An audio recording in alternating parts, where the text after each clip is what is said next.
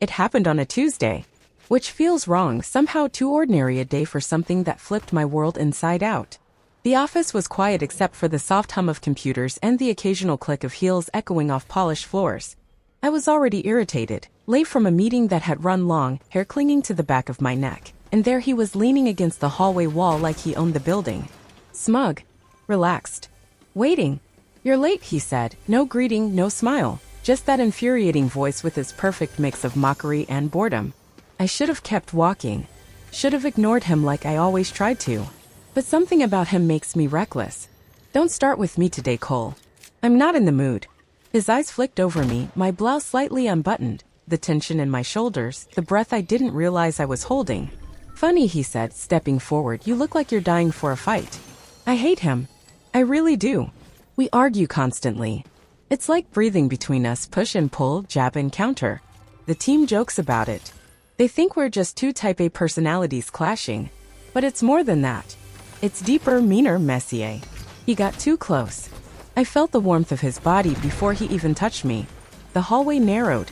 Or maybe it was just me shrinking, cornered by something I couldn't name. "You always do this," I snapped, "try to get under my skin." His eyes held mine. "Steady. Calm. Dangerous. And you let me," he murmured. My heart thudded. Something dropped low in my stomach, hot, alive, unwelcome. I should have walked away. I should have said something sharp and clever and final. Instead, I froze. And then he moved. Fast. A step closer, just enough to trap me between the wall and him.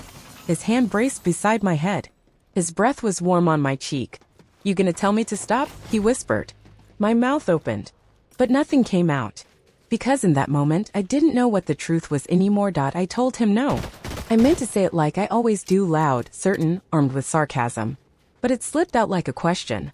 Like my mouth forgot who I was for a second. "No." His eyes didn't move. They stayed locked on mine, unblinking, as if he was trying to read past my words and into the pulse beneath them. And God help me, there was a pulse.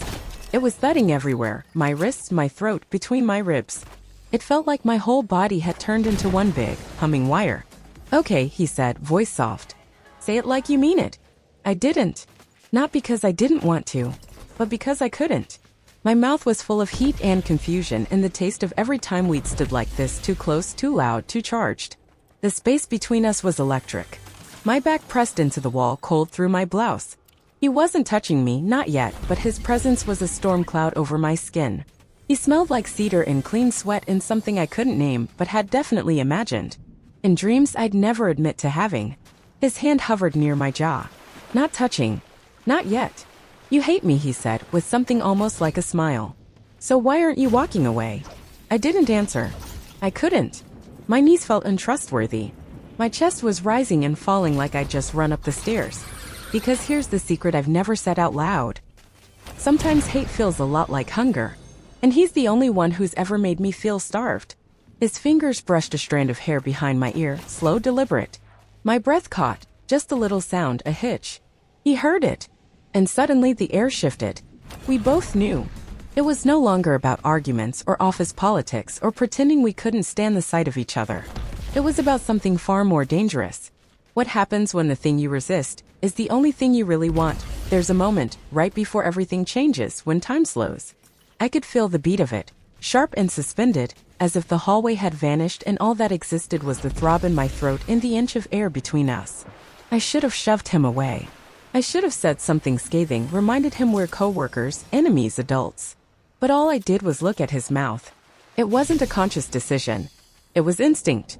Reflex. Hunger. He saw it. His eyes dropped to my lips like a match falling into gasoline. And then, he kissed me. Not gentle. Not sweet.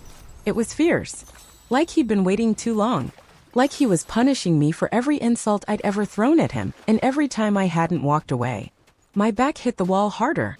His hand slid into my hair, anchoring me, tilting me into him. And suddenly I was kissing him back. Harder than I meant to.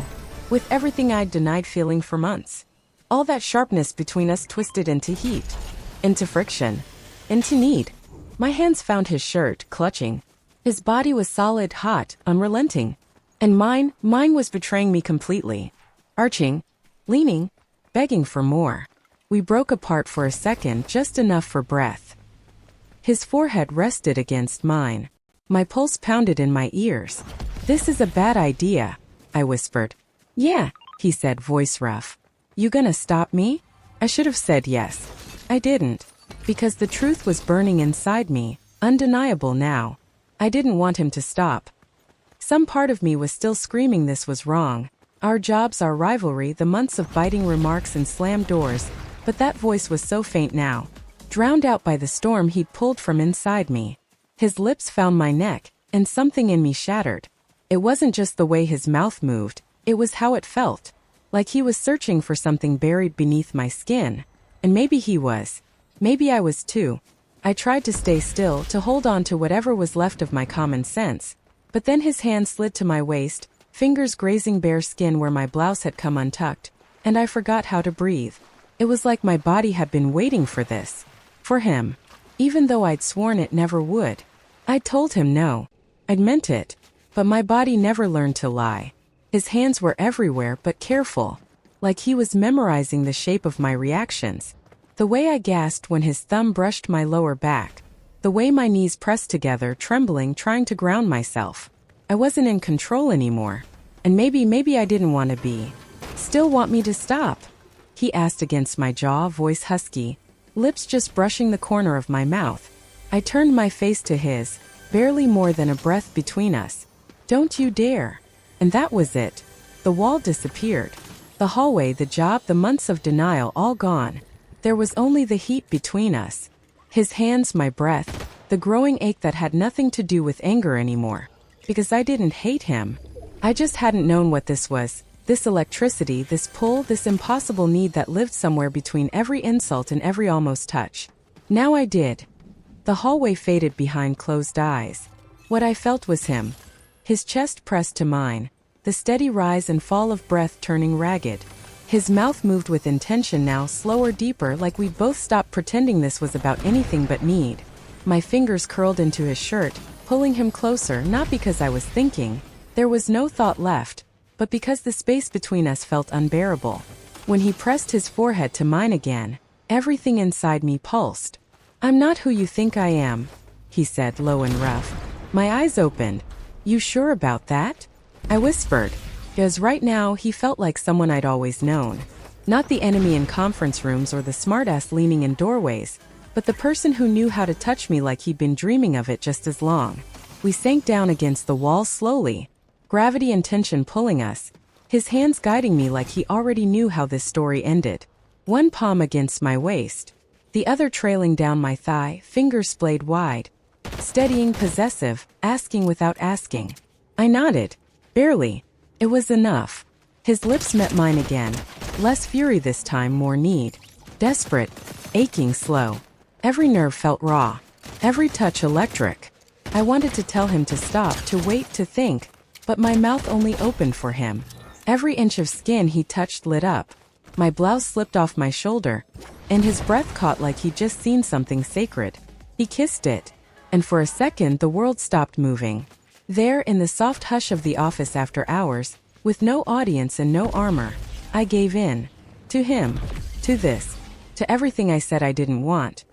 When it was over, whatever it was, we didn't speak. We just stayed there, tangled in the hush of the hallway, the echo of our breath slowly fading. His arm wrapped around me, grounding me. My cheek pressed to his chest, and I could feel the slow rhythm of his heartbeat. Steady. Real. His hand moved. Just a little, fingertips tracing the line where my shirt had ridden up, skin to skin just above my waist. The touch was feather-light, almost reverent, but it sent a shiver through me that made my whole body tighten, then soften. I didn't pull away. I didn't want to. And then, like a flicker of lightning in the back of my mind, I remembered. That night, months ago, after drinks with the team, we'd ended up outside under that awful flickering street lamp. He'd reached to brush something from my collarbone and lingered just a second too long. I'd almost leaned in. He almost let me. But then someone called out from across the parking lot, and just like that, it didn't happen. Until now. Now the moment had finally broken free.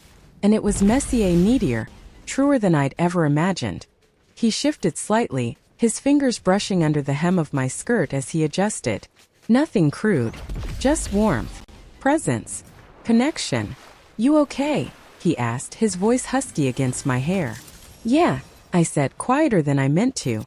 I was still shaking just a little. From release. From the fall. From everything we'd been holding back. He leaned back enough to look at me. Really look. And something in his face had changed. Softer. Or maybe just honest. He helped me up, fingers lacing with mine for a beat longer than necessary. Then he brushed my hair off my cheek with the backs of his knuckles, slow. Intimate. And just before walking away, he murmured, for the record, that night in the parking lot? I haven't stopped thinking about it. Then he left. Calm. Quiet. Like a man who finally stopped running from what he wanted. I stayed there for another moment, back against the wall, my body still warm in all the places his hands had found. And I couldn't stop the question from forming in my head. What now? Will we be enemies again tomorrow at the office, or something else entirely?